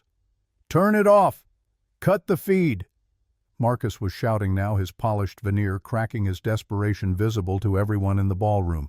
Victor was typing frantically, his fingers a blur across the keyboard, but nothing was responding. The system had locked him out, locked everyone out. The dead man's switch had triggered exactly as Elena had designed it to, and there was nothing anyone could do but watch. The warning messages cleared. The screen went black. Then new text appeared, stark white letters 40 feet tall, impossible to ignore, branded into the retinas of everyone who was watching. System locked by creator. Reason unpaid labor. Creator status gone. The room erupted. Gasps and shouts and the sound of 500 people trying to process what they were seeing. Camera flashes went off like strobe lights, photographers capturing the moment when Marcus Ashford's empire began its public execution. Robert Donovan stepped away from Marcus, his expression shifting from friendly warmth to cold fury in the space of a heartbeat. "What is this? What does that mean, Marcus? What the hell is going on?" Marcus grabbed the microphone, his voice coming out as a desperate shout. "It's a hack. We're being hacked. Some kind of cyber attack. Probably foreign actors, maybe Chinese or Russian, trying to sabotage American innovation." The audio cut out. The microphone went dead mid-sentence, leaving Marcus shouting into silence while his voice echoed off the walls and died. Then the speakers crackled back to life with a different sound, the electronic chirp of a video call connecting. The massive screen shifted again. The error messages disappeared, replaced by a crystal-clear high-definition video feed. A woman sat in a sunlit office, the kind of space that spoke of wealth and taste without needing to shout about it. Behind her, visible through floor-to-ceiling windows, the skyline of downtown Los Angeles stretched toward the horizon, the distinctive architecture of the financial district recognizable to anyone who'd ever done business on the West Coast. The woman wore a navy blue power suit that looked like it had been tailored specifically for her body.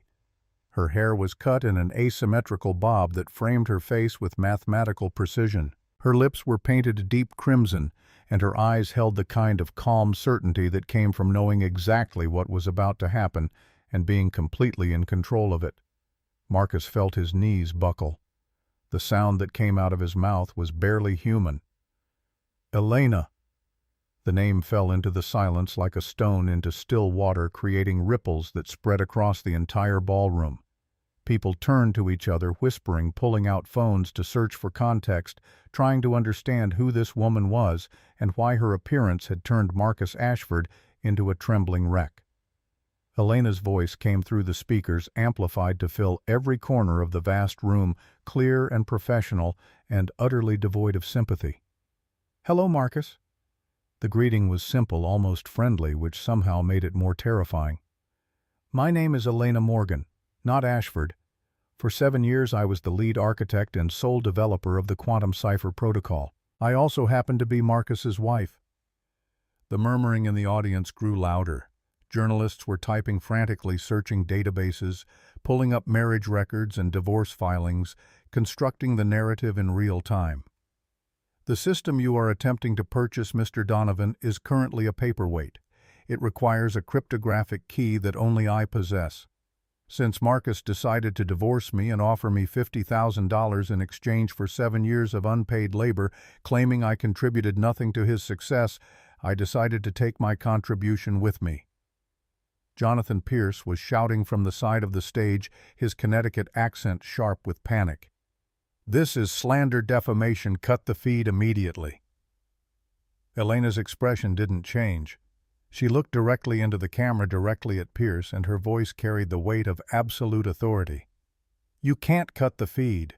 I have root access to every system in that building. I own the servers. I wrote the code. I am Quantum Cipher. And Marcus is just the face I let take credit because I was too afraid to step into the light." She leaned forward slightly, her attention shifting back to Marcus, who was now on his knees at the podium, his expensive tuxedo wrinkling, his perfect hair falling into his eyes. "Marcus, you told the court I was unskilled. You told this room, told Wall Street, told the world that you were the visionary. So prove it. Go ahead. Type the code to stop the data purge. You have 60 seconds before every client database, every transaction record, every line of proprietary code is erased permanently." A countdown timer appeared on the screen next to Elena's image. 60 seconds. 59. 58. Marcus crawled to the laptop sitting on the podium table, his hands shaking so badly he could barely hit the keys. The authentication screen was waiting for him, cursor blinking in the password field, demanding knowledge he'd never possessed. I can't." His voice came out broken, barely audible even with the microphone picking it up. "I don't know it." The admission hung in the air like a confession at trial. 47 seconds. 46. 45. Elena turned her attention to Robert Donovan, her tone shifting to something that might have been apologetic if it weren't so clearly calculated. "Mr. Donovan, my apologies for the theatrics, but I thought you should know what you were actually purchasing before signing away $4 billion. If you're interested in a system that actually works, one that's already patched, secure, and ready for immediate deployment, my company Phoenix Dynamics would be happy to discuss a partnership.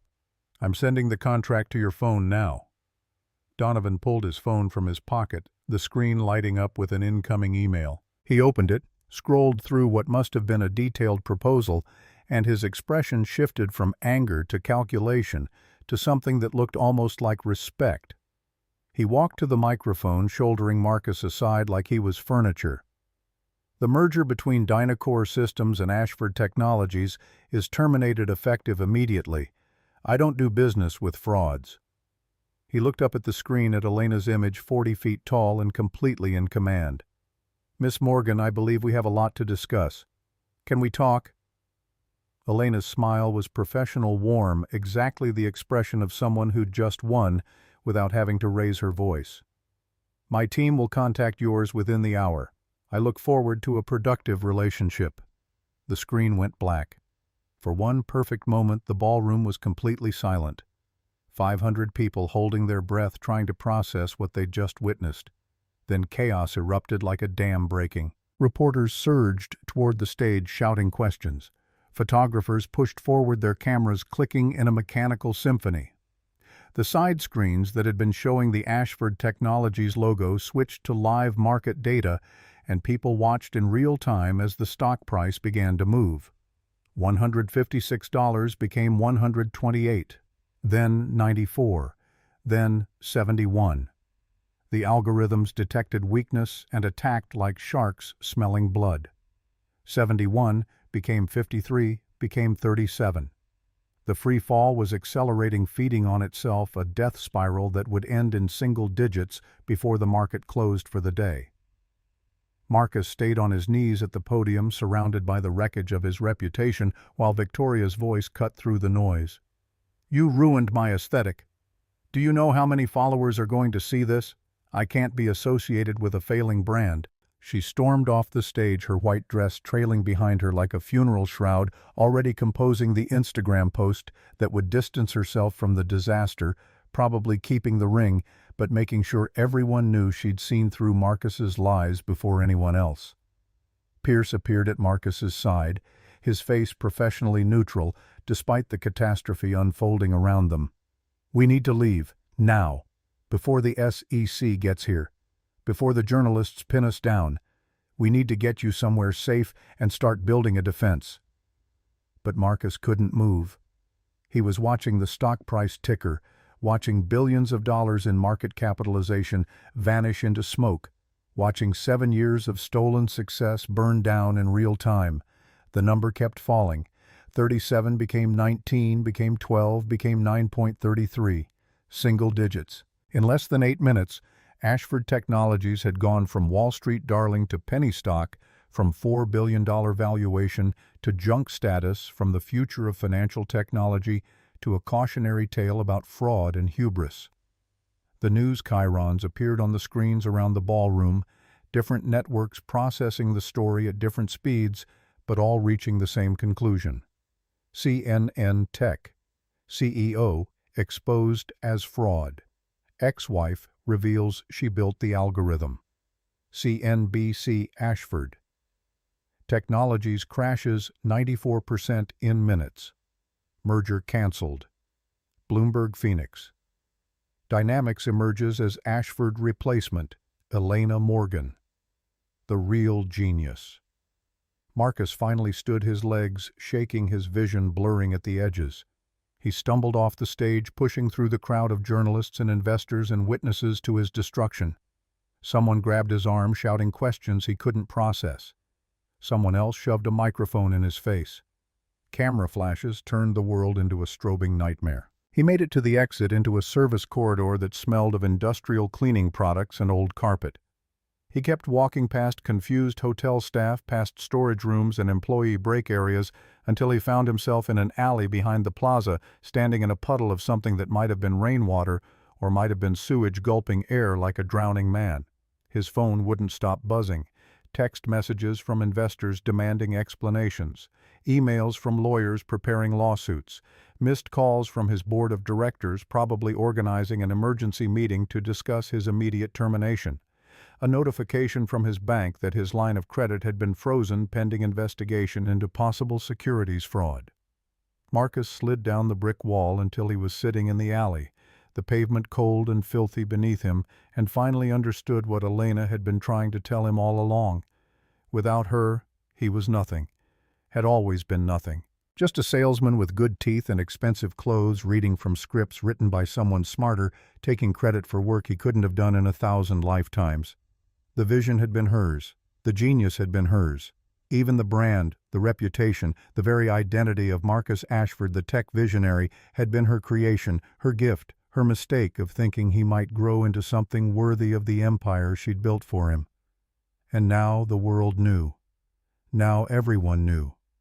And there was no coming back from that kind of truth. 6 months passed like a fever dream. Marcus watched from a distance as Elena Morgan became the face of a revolution he'd never understood.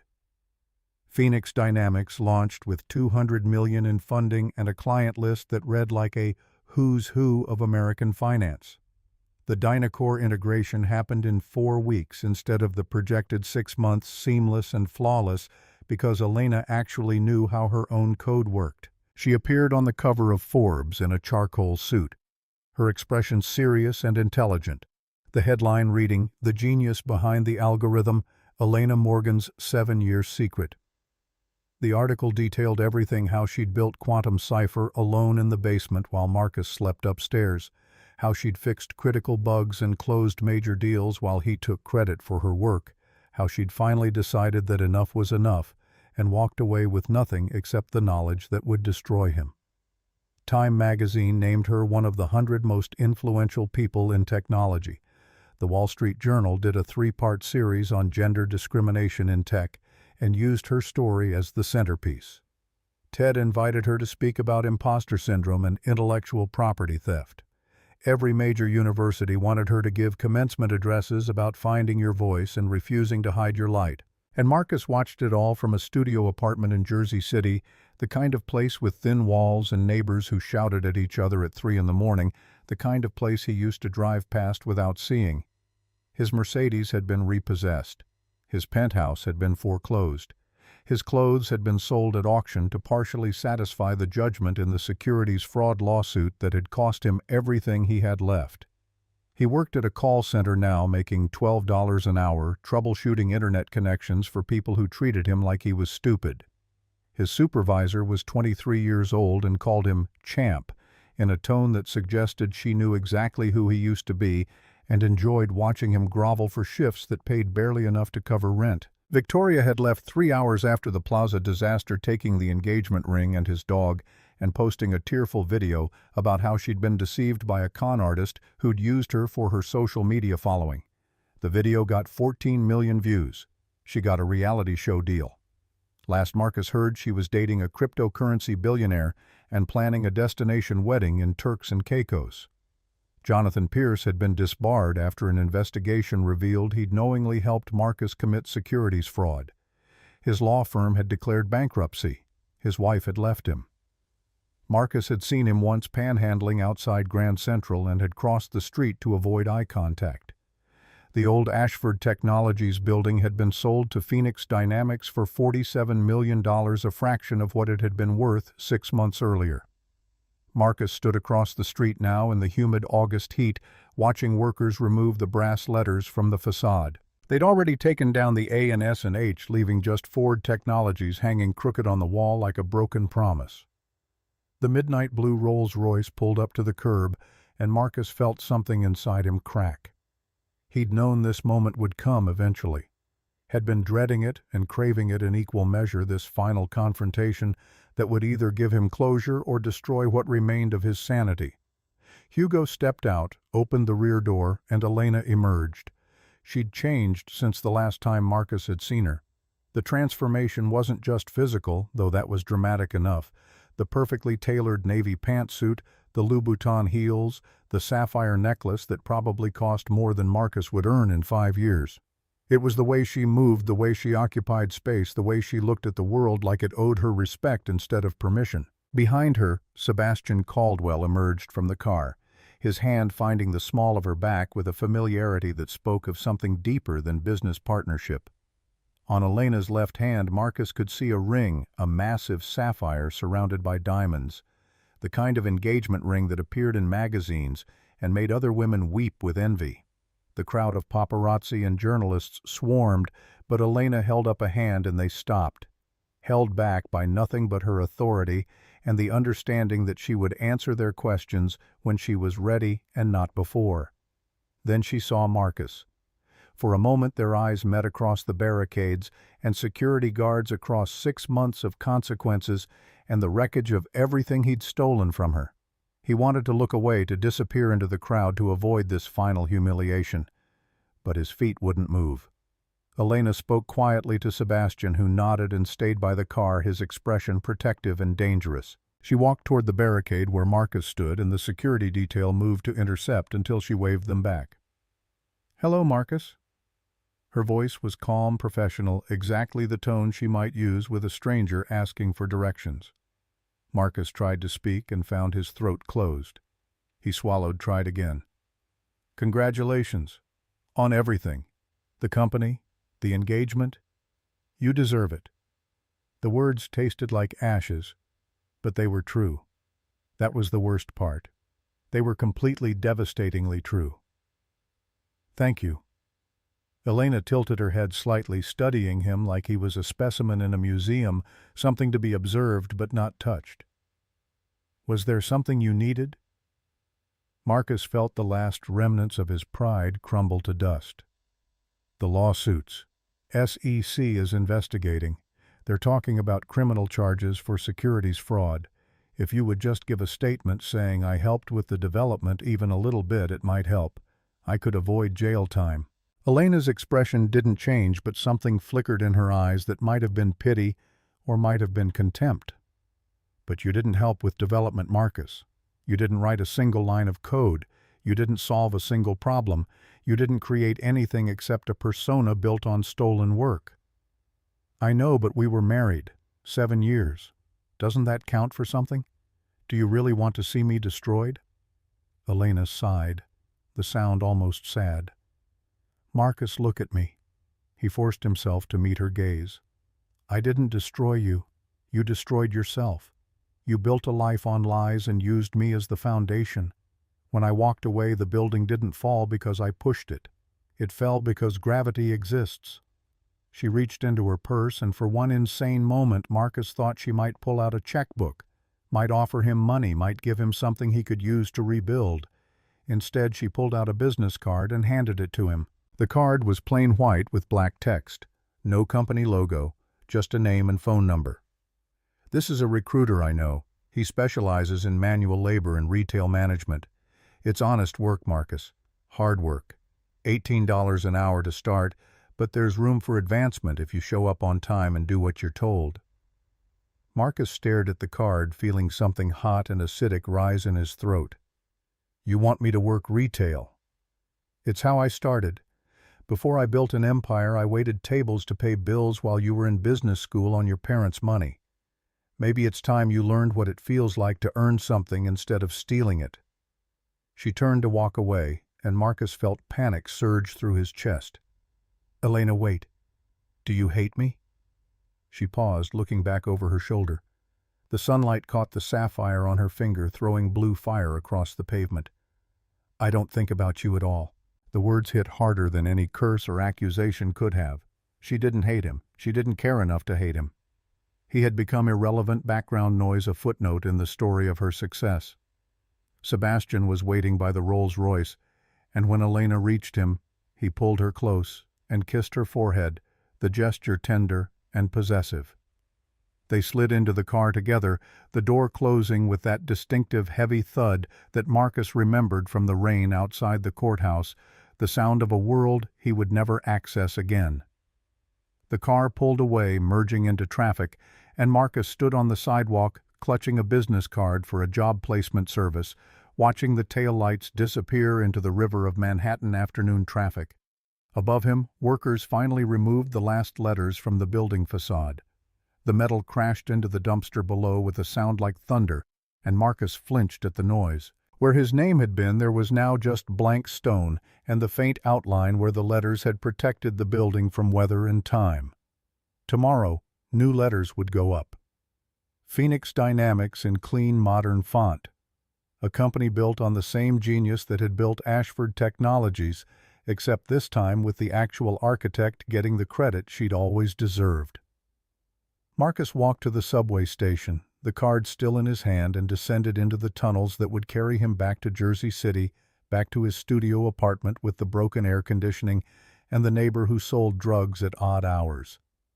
The F train was packed with people heading home from jobs that paid hourly wages, people who worked with their hands and their backs and never expected anyone to worship them for it. He found an empty seat between a janitor in coveralls and a woman who smelled like the fried food she'd been cooking all day, and he sat down among the people he'd spent his entire life looking down on, finally understanding that he'd always belonged here, had never been anything more than this, had just been too deluded by Elena's genius to see his own mediocrity. The train lurched forward, carrying him away from the wreckage of his past and toward a future that looked exactly like the present, small and gray and relentlessly ordinary. Through the scratched plastic window, Marcus could see his reflection superimposed over the darkness of the tunnel, a ghost of a man who had briefly worn greatness like borrowed clothes and now stood naked in the harsh light of consequence. Somewhere above ground, Elena Morgan was celebrating.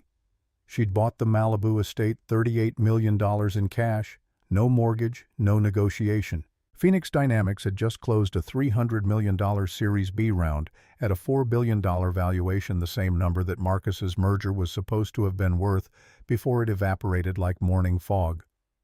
She'd given her first major interview to 60 Minutes sitting in the living room of her oceanfront home, talking about her father's suicide and the plagiarism scandal that had destroyed him, about hiding her brilliance for 7 years because she was terrified of the spotlight, about finally deciding that silence was more dangerous than exposure. The interviewer had asked if she regretted the way things had ended with Marcus, if she felt guilty about his public destruction, if she thought she'd gone too far. Elena had looked directly into the camera, her expression calm and certain. "I gave Marcus 7 years of my life and my work. I built an empire for him. I made him rich and famous and powerful. And when he had the chance to acknowledge my contribution, he offered me $50,000 and suggested I go back to waitressing. He made his choice. I just made sure the world knew what that choice actually cost." The interviewer pressed harder. "But don't you feel any responsibility for what happened to him?" "I feel responsible for my own success, for Phoenix Dynamics, for the 2,000 employees whose jobs depend on me being honest about my capabilities instead of hiding them to protect someone else's ego." Marcus is responsible for Marcus. That's the part he never understood. He thought success was about performance and charm and taking credit for other people's work. He never realized that eventually the truth catches up. It always does. The interview would air in 2 weeks' time to coincide with the Phoenix Dynamics IPO announcement. Elena would become a billionaire on paper, her 51% stake in the company worth more than everything Marcus had ever owned combined. Sebastian had already announced that she would take over as CEO of Caldwell Communications when he retired in 5 years, making her one of the most powerful people in American technology. And Marcus would watch it all from his studio apartment in Jersey City, probably working a shift at the call center, helping some stranger troubleshoot their internet connection for $12 an hour. The story of Elena Morgan and Marcus Ashford became legend in Silicon Valley, a cautionary tale told in boardrooms and startup accelerators, a reminder of what happened when you underestimated the quiet ones, when you took credit for work you didn't do, when you confused performance with substance.